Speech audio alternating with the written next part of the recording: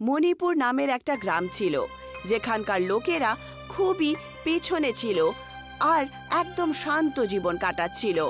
যদি কারোর বাড়িতে সাইকেল চলে আসে তাহলে তারা পুরো গ্রামকে আমন্ত্রণ জানাতো। সেই গ্রামে রামু থাকত। রামু গ্রামে ছোট্ট মোটো কাজ করে নিজের পরিবার চালাতো। কখনো প্রধানের বাড়িতে কাজ করত, কখনো লাকড়ি কাটার কাজ করত, আর ওগুলো বিক্রি করে একটু টাকা রোজগার করত। জঙ্গলে কাঠ কাটাটা তো এখন খুব কঠিন হয়ে দাঁড়িয়েছে। জানি না কোন জানোয়ার কখন সামনে চলে আসবে, সবসময় ভয়ে থাকি আমি। রামু কিছু লাকড়ি কেটে সেগুলো বিক্রি করতে বাজারে চলে যায়। আরে এসো রামু এসো, আমি তো তোমার জন্যই অপেক্ষা করছিলাম বটে। আমার অপেক্ষা? সেটা কেন করছিলে? কি হয়েছে বলো তো? এই কাঠগুলো নাও আর আমাকে পয়সা দিয়ে আমাকে ছাড়ো তো বাবা। আরে প্রধান মশাই তোমাকে ওনার বাড়িতে কাজ করার জন্য ডাকছে, বুঝলে তো? আর বলছিল যে পুরনো হিসাব সবকিছু মিটিয়ে দেবেন উনি। কি বলছো তুমি? তুমি এই কাঠগুলোকে ওজন করে নাও আর আজকের হিসাবটা করে দাও। আমি প্রধান মশাইয়ের বাড়িতে এক্ষুনি চলে যাচ্ছি। রামু সেই লাকড়িওয়ালার থেকে কিছু টাকা নিয়ে নেয় আর প্রধানের বাড়িতে কাজ আর পয়সার লোভে চলে যায়। তক্ষুনি প্রধান নিজের মুন্সির সাথে কথা বলছিল। এই গ্রামের লোকজনের গোলাম করা খুব সহজ, বুঝলে? কি করতে হবে? ওদেরকে সবসময় অসুবিধে ফেলে দিতে হবে। ওদেরকে খুশিতে থাকতে দিলে চলবে না, কারণ ওরা যদি খুশিতে থাকে তাহলে আর কিসের গোলাম হলো? আরে গোলাম তো সেই হতে পারে যে বিষণ্ণতায় থাকে, যে দুঃখী থাকে। একদম ঠিক কথা বলেছেন প্রধান মশাই আপনি। সেই জন্যই তো আপনার সামনে বেশিরভাগ চাকর টাকর তো পোপো করে ঘুরে বেড়ায়। ওদের সবার কথা দূরে দাঁড়িয়ে থাকা রামু খুব মন দিয়ে শুনে নেয় আর মনে মনে ভাবতে শুরু করে। এদের মনের মধ্যে কত পাপ ঢুকে রয়েছে। সমস্ত গ্রামকে এত গোলাম ভাবেও। এর কাছে যদি কেউ সাহায্য চাইতে আসে তাহলে সে তো একটা মূর্খ হবে, তাই না? রামু প্রধানের কাছে গিয়ে বলে ওঠে, দেশ তো কবে স্বাধীন হয়ে গেছে প্রধান মশাই, তবে আপনাদের মতন প্রধান আর মুন্সিরাই যে গোলামি আর এরকম নোংরা জঘন্য চিন্তাধারা রাখে, যে গরিব মানুষকে গোলাম মনে করে, সাধারণ মানুষকে মূর্খ আর সৎ মানুষকে বোকা, তাই না? তোমার মাথা ঠিক আছে তো রামু? এসব কি বলছো? তোমার এত সাহস যে তুমি এই সব কিছু আমার সামনে দাঁড়িয়ে বলছো? বড় মুখে ছোট কথা প্রধান মশাই। যাই হোক, আপনি বলুন, আপনি আমায় খোঁজ করছিলেন তাই না? বাজারে কোনো কাজ ছিল? আজকে আমার ছেলের জন্মদিন। যাও যাও গিয়ে একটা প্যান্ডেল তৈরি করো আর গ্রামের সবাইকে বলে দাও যে আজকে আমার বাড়িতে ভোজ দেওয়া হবে, ঠিক আছে? আর তার সাথে যে হালুয়াই আসতে চলেছে তাতে সাহায্য করো তুমি। আগে প্রধান মশাই, আর আগের মাসেও তো একটা পয়সা বাকি রয়েছে তাই না? তার একটু খেয়াল রাখবেন, ঠিক আছে? তোমার হিসেব আমি একটু পরেই দিয়ে দিচ্ছি, ঠিক আছে? আগে গিয়ে সমস্ত কাজ করে নাও। আমন্ত্রণের পুরো তৈয়ারি যেন রামুর হাতেই ছিল। সে গ্রামের প্রত্যেক বাড়িতে আমন্ত্রণ দেওয়া থেকে সমস্ত কাজ করে নেয়। এসো সবাই পেট ভরে খেয়ে নাও। খাবার খুব সুস্বাদু হয়েছে বটে। খাবারে অনেক কিছু শক্তি রয়েছে। নিজের নিজের ওজন বাড়িয়ে চলে যাও। সত্যি খুব ভালো ব্যবস্থা করেছে বটে। দারুণ লাগলো খাবারগুলো খেয়ে, কিন্তু যেখানে রামুর হাত একবার লেগে যায় সেখানে এমনই মজা হয়, তাই না? ঠিক বলেছো তুমি। রামুর হাতে যেন জাদু রয়েছে। যেই খাবারই তৈরি হয় সেটা রামুর হাত দিতেই খাবার খুবই সুস্বাদু আর ভালো হয়ে যায়। পুরো গ্রাম খুব ভালো করে আমন্ত্রণে খাবার খায় আর সবাই রামুর খুব প্রশংসা করে। কিন্তু প্রধান আর তার ছেলের এই কথাটা একেবারেই পছন্দ হয় না। কিন্তু যখন রামু প্রধানের কাছে নিজের টাকা চাইতে চলে যায় তখন প্রধান আর তার ছেলে এই কথাটা একদম পছন্দ করলো না। প্রধান মশাই, সবকিছু খুব ভালোভাবেই তো হয়ে গেল। সমস্ত গ্রামের সবাই ভোজ খেয়ে চলে গেল আর আপনার ছেলের জন্মদিনও তো খুব ভালোভাবে পালন করা হলো। এবার আসুন তো, আমার পয়সাটা আমাকে দিয়ে দিন তো। সবকিছু হলো, কিন্তু কিছু জিনিস ভালো হয়নি বটে। আমার ছেলেকে তো গ্রামের কোনো মানুষ দেখলাম না জন্মদিনের জন্য সংবর্ধনা জানালো। শুধু এলো, খাবার দাবার খেলো আর তোমার প্রশংসা করে এখান থেকে চলে গেল। এরকম আশা তো আমি গ্রামের লোকের কাছে করিনি। আর যদি বলতে হয় তোমার পয়সার কথা, সেটা তুমি নিয়ে যেতে পারো। প্রধান রামুকে টাকা দিয়ে দেয়। রামু ওখান থেকে চলে যায়। মালিক, এটা কি বলুন তো? রামুকে ওর পয়সা আপনি এইভাবে কি করে দিয়ে দিলেন? এটা তো খুবই অন্যায়। সে নিয়ে তুমি চিন্তা করো না। আমি রামুর পেছনে দুজন গুন্ডা লাগিয়ে দিয়েছি বটে।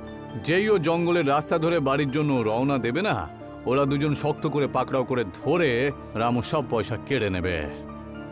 এই চল চল চল, পয়সা বের কর, পয়সা বের কর। পয়সা বের কর, না হলে তোকে শেষ করে দেব। পয়সা বের কর। ওই দুজন গুন্ডাকে দেখে রামু প্রচন্ড ভয় পেয়ে যায়। আগে এই নিন পয়সা, নিয়ে নাও, পয়সা নিয়ে নাও, আর এখান থেকে চলে যাও। আর দয়া করে তোমরা আমায় কিছু করো না। যেই মাত্র গুন্ডারা চলে যায়, রামু প্রচন্ড কাঁদতে শুরু করে। হ্যাঁ ঈশ্বর, আমি কি ক্ষতি করেছি তোমার? আমার পরিবার কতদিন হয়ে গেল খায়নি, শুধু এই আশাতে যে আমি কিছু পয়সা রোজগার করে তাদের পেটটা ভরে দেব। আমি তো বেশি কিছু চাইও নি তোমার থেকে, যে আমার থেকে এত অন্যায় করাচ্ছেন আপনি।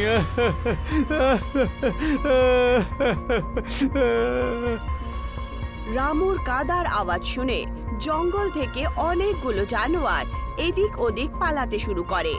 ওদের মধ্যে থেকে একটা খরগোশ রামুর সামনে আহত অবস্থায় চলে আসে। আরে এটা আবার কি? এর অবস্থা তো খুবই খারাপ দেখছি আমি। ওর প্রাণ আমাকে বাঁচাতেই হবে, না হলে তো এই খরগোশ নিজের প্রাণ ত্যাগ করবে। রামু সেই খরগোশে সাহায্য করে।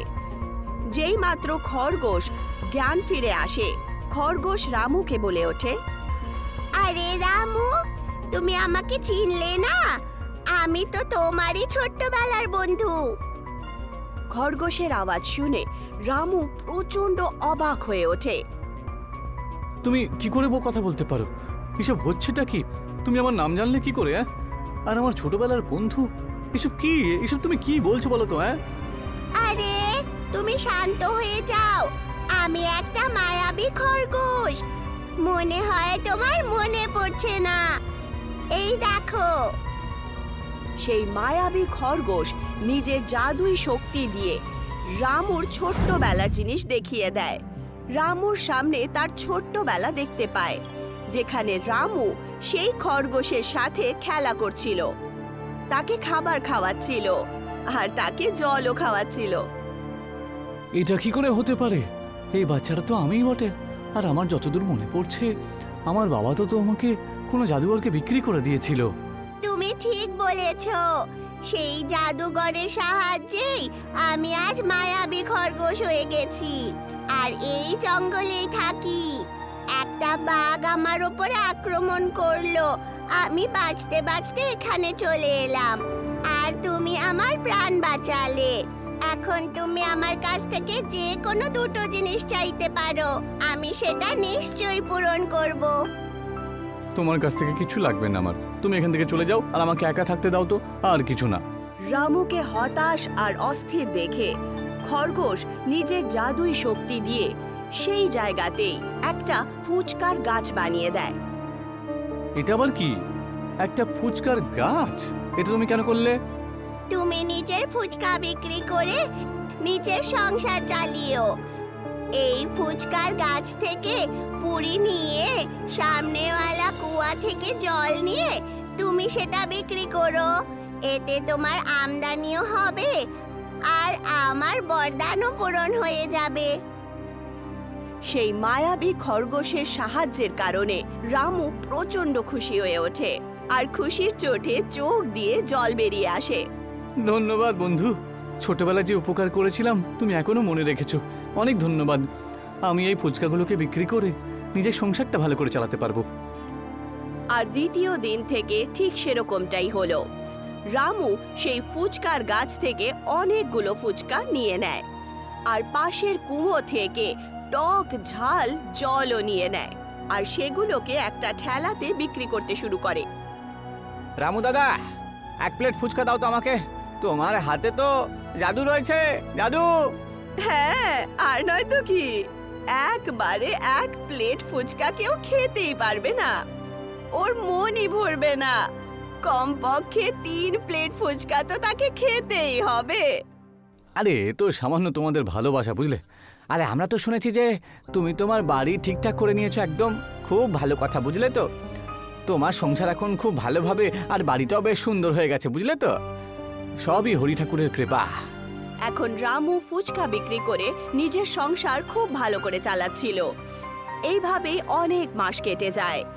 রামু গ্রামে একটা স্কুটারও কিনে নেয়। সেই স্কুটারের মধ্যে ফুচকা রেখে রামু আর রামুর স্ত্রী সন্ধ্যা দুজনই গ্রামে গ্রামে গিয়ে ফুচকা বিক্রি করার কাজ শুরু করে। এই কথাটা প্রধানের মোটেই পছন্দ হলো না। এই রামুকে একবার দেখো, কালকে একটু ব্যবসা শুরু করেছে আর হঠাৎ করে এত পয়সাওয়ালা হয়ে গেল যে গ্রামে একটা সাইকেল ছিল না, সেই গ্রামে রামু স্কুটিতে করে ফুচকা বিক্রি করছে। যদি এইভাবেই চলতে থাকে তাহলে মালিক, রামু কয়েক মাসের মধ্যেই তো আপনার থেকে বেশি বড় লোক হয়ে যাবে গিয়ে, আর বেশি সম্মানও পাবে না। তুমি শুধু ওর প্রশংসাই করতে থাকবে নাকি কোনো উপায়ও বলবে আমাকে, যাতে আমি রামুর ব্যবসাটাকে বন্ধ করতে পারি? আরে একটা উপায় রয়েছে বটে। আপনার কি মনে পড়ে আপনার সেই পোষ্য গুন্ডাগুলো, ওদেরকে বলে দিয়ে ওর স্কুটি ফুচকা পুরি ভেঙে দিয়ে আপনি আপনার হিসেবটা ঠিক করে নিতে পারেন, তাই না? যাই বলো না মুন্সি, তুমি কিন্তু সত্যিই শয়তান। এইভাবেই চলতে থাকো, আর এবারে আমিও যাব, বুঝলে? ওর স্কুটি ফুচকা ভাঙা হচ্ছে দেখতে। প্রধান আর মুন্সি রামুর বাড়ির কাছে চলে যায় আর গাছের আড়ালে লুকিয়ে ওই গুন্ডাদের কাজকর্ম দেখতে শুরু করেন। যেভাবে গুন্ডারা স্কুটি পানিপুরির গাড়ি ভেঙে দেয়, প্রধান আর মুন্সি প্রচন্ড খুশি হয়ে ওঠেন। কেমন লাগলো বেটা এবার তোমার? কিন্তু এতে ওর খুব বেশি ক্ষতি হবে না, বুঝলে?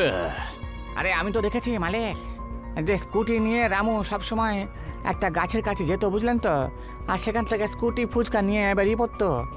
আমার মনে হচ্ছে ওই জঙ্গলে গেছি একবার, ওই জায়গাটা দেখা উচিত।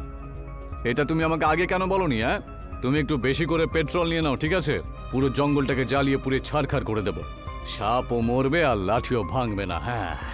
প্রধান আর তাদের গুন্ডারা অনেকগুলো পেট্রোল নিয়ে নেয় আর সেই ফুচকার গাছের কাছে চলে যায়।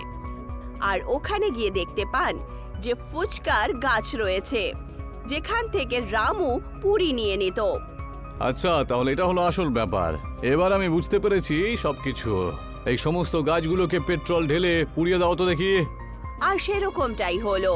প্রধান পুরো জঙ্গলে আগুন লাগিয়ে দেন, কিন্তু একটাও গাছ পুড়ল না। প্রধান, মুন্সি আর দুটো গুন্ডা প্রচন্ড অবাক হয়ে ওঠে। তক্ষুনি প্রধানের একটা লোক দৌড়তে দৌড়তে প্রধানের কাছে এসে বলতে শুরু করে, প্রধান মশাই, আপনার ফ্যাক্টরিতে আর আপনার বাড়িতে আগুন লেগে গিয়েছে, আর তার উপর আবার আপনার সমস্ত গাড়িগুলোর মধ্যে কেউ ভেঙে দিয়েছে বটে। জানি না কে করলো এইসব। না না, এটা হতে পারে না। এসব তুমি কি কথা বলছো? প্রধান নিজের বাড়িতে গিয়ে দেখে যে তার বাড়ি আর তার ফ্যাক্টরি দুটোই আগুনে পুড়ছিল, যেটা দেখে সে অবাক হয়ে যায় আর জোরে জোরে কাঁদতে শুরু করে। তক্ষুনি ওখানে সমস্ত গ্রামবাসীরা জমা হয়ে যায়, আর তার মধ্যে রামুও ছিল, যাকে দেখে প্রধান লজ্জা ফিল করতে শুরু করে। আমায় ক্ষমা করে দে রামু, এই সব কিছু আমারই কর্মের ফল রে। আমি তোর বাড়ি শেষ করে দেওয়ার জন্য চেষ্টা করি, আর দেখ আমার বাড়ি শেষ হয়ে গেল। আমি যা করেছি তাতে আমার খুব লজ্জা লাগছে, আমায় ক্ষমা করে দাও। আপনি আপনার ভুল বুঝতে পেরে গেছেন তো আমার কাছে তো এটাই যথেষ্ট প্রধান মশাই। আপনি চিন্তা করবেন না, সব কিছু আবার ঠিক হয়ে যাবে। ততদিন পর্যন্ত আপনি আপনার পরিবারকে নিয়ে আমার বাড়িতে থাকতেই পারেন। আর ফ্যাক্টরির কথা যদি বলতেই হয়, তাহলে ইন্স্যুরেন্স দিয়ে তো আপনি ফ্যাক্টরির পয়সা পেয়েই যাবেন। প্রধান রামুকে সমস্ত কথা বলে দেন আর রামুর কাছে ক্ষমাও চেয়ে নেয়। আর এইভাবেই রামু আবার নিজের স্কুটিতে ফুচকা বিক্রি করা শুরু করে দেয়, আর পুরো গ্রামে চর্চিত হয়ে ওঠে। প্রধান আর মুন্সি ভালোর রাস্তা খুঁজে পান, আর ওরা নিজের জীবন ভালো করে কাটান। রামু নিজের ভালো ব্যবহারের কারণে অনেকগুলো ফুচকা স্কুটিতে বিক্রি করে। সঙ্গমনগর নামের একটা গ্রাম ছিল। গ্রামটা সুস্বাদু খাবারের জন্য বিখ্যাত ছিল। দূর দূরান্ত থেকে লোকজন সঙ্গমনগরে খাবার খেতে আসতো। সঙ্গমনগরের প্রতিটা দোকানই খাবারের দোকান ছিল। কোথাও ধাবা, কোথাও ইডলি স্টল, কোথাও চাইনিজ স্টল, কোথাও আবার বিরিয়ানি স্টল। সবাই নিজেদের হোটেলের ব্যবসায় খুশি ছিল। কি স্বামী, কেমন চলছে সবকিছু? খুব ভালো, সকালে দোকান খুলতেই কাস্টমারদের ভিড় জমা হয়ে যায়। আরে দারুণ দারুণ, আমার ধাবাও দারুণ চলছে বুঝলি। দুপুরের খাওয়ার সময় আর রাতে খাওয়ার সময় দুবারই প্রচুর কাস্টমার হয়। আমার চাইনিজ কর্নার তো শুধু রাতেই খোলা থাকে ভাই। সেটা তো বটে, কিন্তু তোর দোকানেই সব থেকে বেশি ভিড় জমা হয়। হ্যাঁ, তা তো হবেই না, ইন্ডিয়াতে চাইনিজ খাবারই তো সবার সব থেকে বেশি পছন্দের খাবার। আরে আমার সেটা মনে হয় না। সাউথ ইন্ডিয়ান খাবার ইন্ডিয়াতে সবার থেকে বেশি পছন্দের খাবার। আমার তো মনে হয় পাঞ্জাবের আলু পরোটাই সব থেকে বেশি পছন্দের খাবার। হয়তো এমন কেউই নেই যে আলুর পরোটা খায়নি এখনো। চাইনিজ তো সবাই খায়। আমাদের ইডলিও সবাই খায়। তাহলে কিভাবে বোঝা যাবে যে সব থেকে বেশি পছন্দের খাবার কোনটা?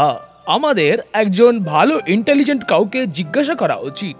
গ্রামের বয়স্ক কাকাবাবু, উনি তো নিজেই সারা জীবন রাঁধুনি ছিলেন, উনি নিশ্চয়ই জানবেন।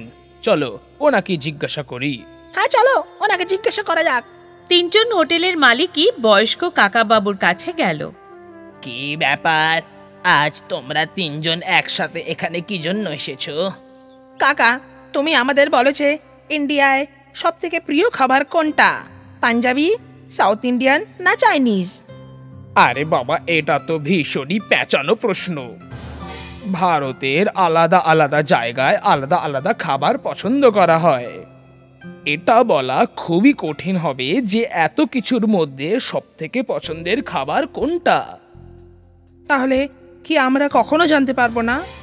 একটাই উপায় আছে, প্রতিযোগিতা। কিন্তু কাকাবাবু, কিরকম প্রতিযোগিতা একটু বলো তো আমাদের। তোমরা তিনজন বিরাট খাবারের আয়োজন করো আলাদা আলাদা করে, আর সেগুলো মানুষের সামনে রেখে দাও। লোকেরা নিজেরাই টেস্ট করে তোমাদের বলে দেবে যে সেগুলো তাদের পছন্দ হয়েছে না হয়নি। কাকাবাবু, ওরা আমাদের কিভাবে বলবে? ওই যে তোমরা কি যেন বলো, লাইক করে।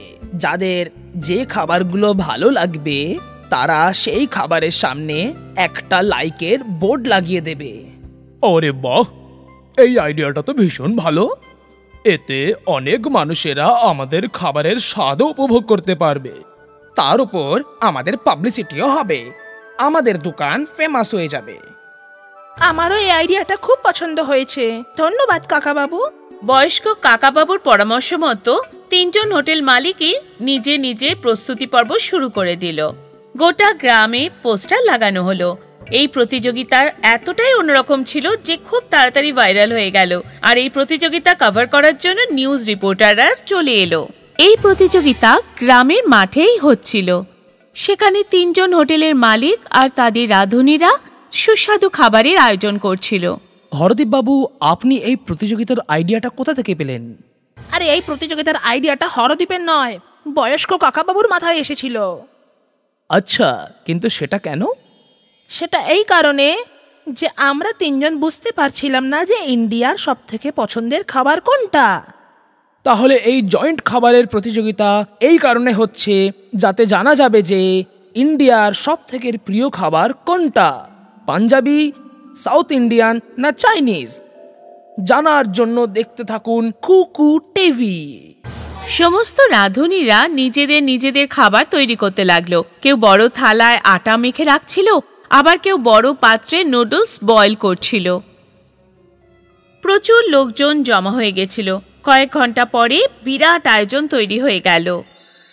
স্বামী একটা বিশাল বড় মশলা ধোসা তৈরি করেছিল।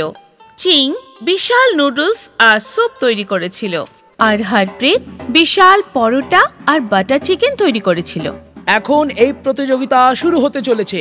আপনাদের সবার কাছে আমাদের একটাই অনুরোধ যে আপনারা সবাই এই 3 রকম সুস্বাদু খাবার টেস্ট করে নিজেদের লাইক দিন। আপনাদের সবার লাইক ডিসাইড করবে যে ইন্ডিয়ার সবথেকে পছন্দের খাবার কোনটা। এই শুনে দর্শকদের মধ্যে উৎসাহ বেড়ে গেল। সবার আগে একটা ছোট বাচ্চা মেয়ে এলো। মেয়েটা সবার আগে পরোটা খেলো, তারপর বিশাল মশলা ধোসা আর নুডলস খেলো। বাচ্চা মেয়েটা নুডলসকে নিজে লাইক দিল। প্রথম লাইক পেল নুডল। তারপর এক এক করে অনেক লোকজন এলো। কারোর পরোটা পছন্দ হলো, কারোর মশলা ধোসা, আবার কারোর চাইনিজ নুডলস। চাইনিজ খাবার 40টা লাইক পেয়েছে, পাঞ্জাবি খাবার 39টা লাইক পেয়েছে, আর সাউথ ইন্ডিয়ান খাবার 41টা লাইক পেয়েছে। কিন্তু এখনো পর্যন্ত প্রতিযোগিতা সমাপ্ত হয়নি, এখনো আরো 2 ঘন্টা বাকি আছে।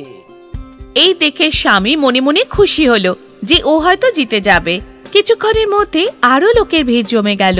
এই লোকজনরাও একে একে সমস্ত সুস্বাদু খাবার টেস্ট করলো আর লাইক দিল।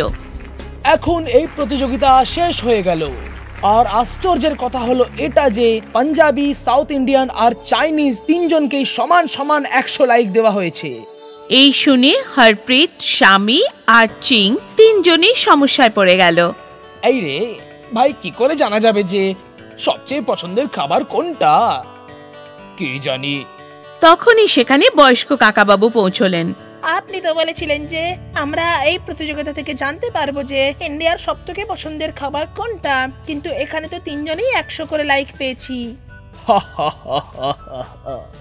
তোমরা 3 জন এখনো বুঝতে পারলে না? সেটা কি?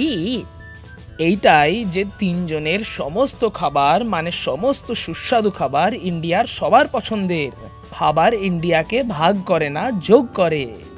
সাউথ ইন্ডিয়ার ইডলি সেখানে যে চাহিদা সহকারে খাওয়া হয় ততটাই দিল্লিতেও চাহিদা সহকারে খাওয়া হয়। পাঞ্জাবের পরোটা বাংলায় প্রতিটা বাড়িতে তৈরি করা হয়। আর দেশি চাইনিজের স্বাদ পূর্ব থেকে পশ্চিমে কোনো দিনও বদলায় না। ভারতে যেমন একটাই রাষ্ট্রীয় ভাষা হয় না, তেমনি একটাই পছন্দের খাবার হতে পারে না, কারণ ভারতের বৈচিত্র্যের জন্যই ভারত পরিচিত। টিভিতে এসব লাইভ দেখানো হচ্ছিল। তাহলে আপনারা দেখলেন যে কিভাবে এই জয়েন্ট ফুড কম্পিটিশন ইন্ডিয়াকে একসাথে মিলিয়ে দিল। সত্যিই বলে এই গ্রামবাসীরা যে এদের এই বয়স্ক কাকাবাবু সব থেকে বেশি বুদ্ধিমান। সঙ্গমনগর নামের একটা গ্রাম ছিল। গ্রামটা সুস্বাদু খাবারের জন্য বিখ্যাত ছিল। দূর দূরান্ত থেকে লোকজন সঙ্গমনগরে খাবার খেতে আসতো। সঙ্গমনগরের প্রতিটা দোকানই খাবারের দোকান ছিল। কোথাও ধাবা, কোথাও ইডলি স্টল, কোথাও চাইনিজ স্টল, কোথাও আবার বিরিয়ানি স্টল। সবাই নিজেদের হোটেলের ব্যবসায় খুশি ছিল। কি স্বামী, কেমন চলছে সবকিছু? খুব ভালো। সকালে দোকান খুলতেই কাস্টমারদের ভিড় জমা হয়ে যায়। আরে দারুণ দারুণ, আমার ধাবাও দারুণ চলছে বুঝলি। দুপুরের খাওয়ার সময় আর রাতে খাওয়ার সময় দুবারই প্রচুর কাস্টমার হয়। আমার চাইনিজ কর্নার তো শুধু রাতেই খোলা থাকে ভাই। সেটা তো বটে, কিন্তু তোর দোকানেই সব থেকে বেশি ভিড় জমা হয়। হ্যাঁ, তা তো হবেই না। ইন্ডিয়াতে চাইনিজ খাবারই তো সবার সব থেকে বেশি পছন্দের খাবার। আরে আমার সেটা মনে হয় না। সাউথ ইন্ডিয়ান খাবার ইন্ডিয়াতে সবার থেকে বেশি পছন্দের খাবার। আমার তো মনে হয় পাঞ্জাবের আলু পরোটাই সব থেকে বেশি পছন্দের খাবার। হয়তো এমন কেউই নেই যে আলুর পরোটা খায়নি এখনো। চাইনিজ তো সবাই খায়। আমাদের ইডলিও সবাই খায়। তাহলে কিভাবে বোঝা যাবে যে সব থেকে বেশি পছন্দের খাবার কোনটা? আমাদের একজন ভালো ইন্টেলিজেন্ট কাউকে জিজ্ঞাসা করা উচিত। গ্রামের বয়স্ক কাকাবাবু, উনি তো নিজেই সারা জীবন রাঁধুনি ছিলেন, উনি নিশ্চয়ই জানবেন। চলো ওনাকে জিজ্ঞাসা করি। হ্যাঁ চলো, ওনাকে জিজ্ঞাসা করা যাক। 3 জন হোটেলের মালিকই বয়স্ক কাকাবাবুর কাছে গেল। কি ব্যাপার, আজ তোমরা 3 জন একসাথে এখানে কি জন্য এসেছো? কাকা, তুমি আমাদের বলো যে ইন্ডিয়ায় সব থেকে প্রিয় খাবার কোনটা? পাঞ্জাবি, সাউথ ইন্ডিয়ান না চাইনিজ? আরে বাবা, এটা তো ভীষণই প্যাঁচানো প্রশ্ন। ভারতের আলাদা আলাদা জায়গায় আলাদা আলাদা খাবার পছন্দ করা হয়। এটা বলা খুবই কঠিন হবে যে এত কিছুর মধ্যে সব থেকে পছন্দের খাবার কোনটা। তাহলে কি আমরা কখনো জানতে পারবো না? একটাই উপায় আছে, প্রতিযোগিতা। কিন্তু কাকাবাবু, কিরকম প্রতিযোগিতা একটু বলো তো আমাদের। তোমরা 3 জন বিরাট খাবারের আয়োজন করো আলাদা আলাদা করে, আর সেগুলো মানুষের সামনে রেখে দাও। লোকেরা নিজেরাই টেস্ট করে তোমাদের বলে দেবে যে সেগুলো তাদের পছন্দ হয়েছে না হয়নি। কাকাবাবু, ওরা আমাদের কিভাবে বলবে? ওই যে তোমরা কি যেন বলো, লাইক করে। যাদের যে খাবারগুলো ভালো লাগবে তারা সেই খাবারের সামনে একটা লাইকের বোর্ড লাগিয়ে দেবে। ওরে বাহ, এই আইডিয়াটা তো ভীষণ ভালো। এতে অনেক মানুষেরা আমাদের খাবারের স্বাদও উপভোগ করতে পারবে। তার উপর আমাদের পাবলিসিটিও হবে, আমাদের দোকান ফেমাস হয়ে যাবে। আমারও এই আইডিয়াটা খুব পছন্দ হয়েছে, ধন্যবাদ কাকাবাবু। বয়স্ক কাকাবাবুর পরামর্শ মতো 3 জন হোটেল মালিকই নিজে নিজে প্রস্তুতি পর্ব শুরু করে দিল। গোটা গ্রামে পোস্টার লাগানো হলো। এই প্রতিযোগিতার এতটাই অন্যরকম ছিল যে খুব তাড়াতাড়ি ভাইরাল হয়ে গেল, আর এই প্রতিযোগিতা কভার করার জন্য নিউজ রিপোর্টাররা চলে এলো। এই প্রতিযোগিতা গ্রামের মাঠেই হচ্ছিল। সেখানে 3 জন হোটেলের মালিক আর তাদের রাঁধুনিরা সুস্বাদু খাবারের আয়োজন করছিল। হরদীপ বাবু, আপনি এই প্রতিযোগিতার আইডিয়াটা কোথা থেকে পেলেন? আরে এই প্রতিযোগিতার আইডিয়াটা হরদীপের নয়, বয়স্ক কাকাবাবুর মাথায় এসেছিল। আচ্ছা, কিন্তু সেটা কেন? সেটা এই কারণে যে আমরা 3 জন বুঝতে পারছিলাম না যে ইন্ডিয়ার সবথেকে পছন্দের খাবার কোনটা। তাহলে এই জয়েন্ট খাবারের প্রতিযোগিতা এই কারণে হচ্ছে যাতে জানা যাবে যে ইন্ডিয়ার সবথেকে প্রিয় খাবার কোনটা, পাঞ্জাবি, সাউথ ইন্ডিয়ান না চাইনিজ। জানার জন্য দেখতে থাকুন কুকু টিভি। সমস্ত রাঁধুনিরা নিজেদের নিজেদের খাবার তৈরি করতে লাগলো। কেউ বড় থালায় আটা মেখে রাখছিল, আবার কেউ বড় পাত্রে নুডলস বয়েল করছিল। প্রচুর লোকজন জমা হয়ে গেছিল। কয়েক ঘন্টা পরে বিরাট আয়োজন তৈরি হয়ে গেল। স্বামী একটা বিশাল বড় মশলা ধোসা তৈরি করেছিল, চিং বিশাল নুডলস আর স্যুপ তৈরি করেছিল, আর হরপ্রীত বিশাল পরোটা আর বাটার চিকেন তৈরি করেছিল। এখন এই প্রতিযোগিতা শুরু হতে চলেছে। আপনাদের সবার কাছে আমাদের একটাই অনুরোধ যে আপনারা সবাই এই 3 রকম সুস্বাদু খাবার টেস্ট করে নিজেদের লাইক দিন। আপনাদের সবার লাইক ডিসাইড করবে যে ইন্ডিয়ার সবথেকে পছন্দের খাবার কোনটা। এই শুনে দর্শকদের মধ্যে উৎসাহ বেড়ে গেল।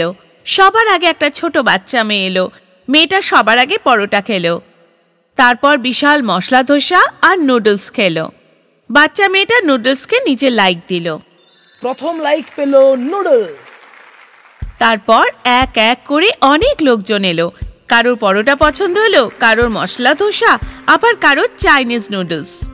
চাইনিজ খাবার 40টা লাইক পেয়েছে, পাঞ্জাবি খাবার 39টা লাইক পেয়েছে, আর সাউথ ইন্ডিয়ান খাবার 41টা লাইক পেয়েছে। কিন্তু এখনো পর্যন্ত প্রতিযোগিতা সমাপ্ত হয়নি, এখনো আরো 2 ঘন্টা বাকি আছে। এই দেখে স্বামী মনে মনে খুশি হলো যে ও হয়তো জিতে যাবে। কিছুক্ষণের মধ্যে আরো লোকের ভিড় জমে গেল। এই লোকজনরাও একে একে সমস্ত সুস্বাদু খাবার টেস্ট করলো আর লাইক দিল। এখন এই প্রতিযোগিতা শেষ হয়ে গেল, আর আশ্চর্যের কথা হলো এটা যে পাঞ্জাবি, সাউথ ইন্ডিয়ান আর চাইনিজ 3 জনকেই সমান সমান 100 লাইক দেওয়া হয়েছে। এই শুনে হরপ্রীত, স্বামী আর চিং 3 জনই সমস্যায় পড়ে গেল। এই রে ভাই, কি করে জানা যাবে যে সবচেয়ে পছন্দের খাবার কোনটা? কি জানি। তখনই সেখানে বয়স্ক কাকাবাবু পৌঁছলেন। আপনি তো বলেছিলেন যে আমরা এই প্রতিযোগিতা থেকে জানতে পারবো যে ইন্ডিয়ার সবথেকে পছন্দের খাবার কোনটা, কিন্তু এখানে তো 3 জনই 100 করে লাইক পেয়েছি। তোমরা 3 জন এখনো বুঝতে পারলে না। সেটা কি?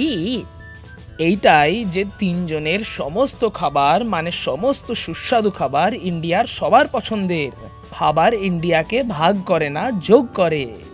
সাউথ ইন্ডিয়ার ইডলি সেখানে যে চাহিদা সহকারে খাওয়া হয় ততটাই দিল্লিতেও চাহিদা সহকারে খাওয়া হয়।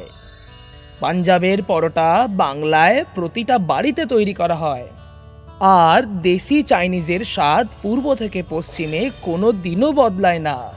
ভারতে যেমন একটাই রাষ্ট্রীয় ভাষা হয় না, তেমনি একটাই পছন্দের খাবার হতে পারে না, কারণ ভারতের বৈচিত্র্যের জন্যই ভারত পরিচিত। টিভিতে এসব লাইভ দেখানো হচ্ছিল। তাহলে আপনারা দেখলেন যে কিভাবে এই জয়েন্ট ফুড কম্পিটিশন ইন্ডিয়াকে একসাথে মিলিয়ে দিল।